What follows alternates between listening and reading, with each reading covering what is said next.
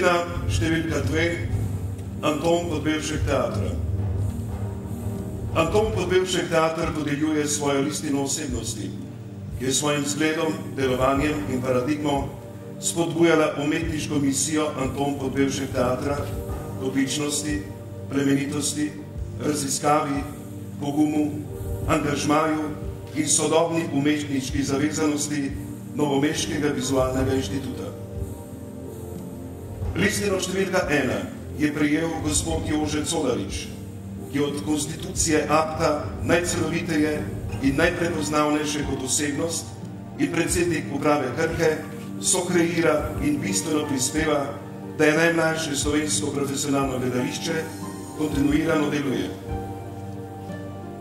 Listino številka 2 prejme Primož Kozmus, olimpijski zmagovalec in svetovni prvak v metu kladiva.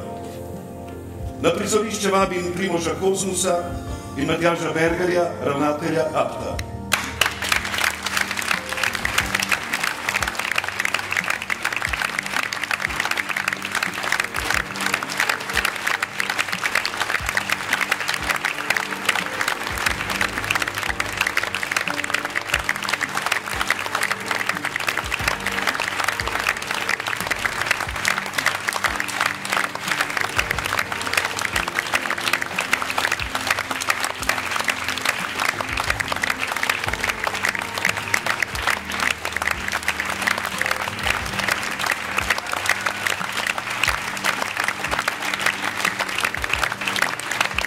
Primož Kozmus je kot prijatelj APTA nastopil na slavnostni podelitvi 39 Krkinih nagrad, v postdramski interpretaciji Borgesove Zgodovine večnosti, v timpanu Diakroniji, na otvoritveni predstavi Ljubljana, svetovna prestolnica knjige in na zadnje z APTA-ovo ekipo, ki je pripravila državno slovesnost ob 20-letnici osamosvojitve Republike Slovenije z naslovom Pogum.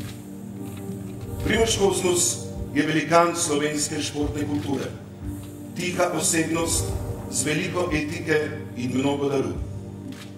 Njegova rotacija je sprožena v obliki duha, v obliki estetike, v obliki želje po preseganju prostora, v obliki heraklitovske borbe, v katerih zmagovalec dobi dar kraljestvo spoštovanja. Kraljestvo, ki ga prinaša kraljica športov.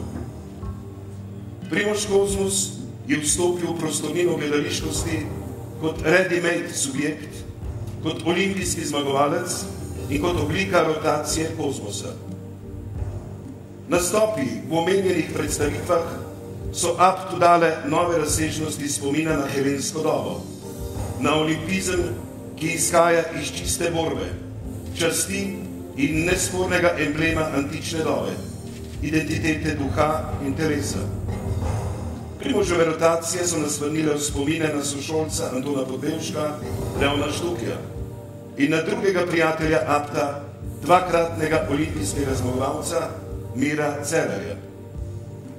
V olimpijskem letu se Primožu Kozmusu zahvaljujemo za skupno pot in mu želimo vse najodličnejše na olimpijskih igrah v Londonu.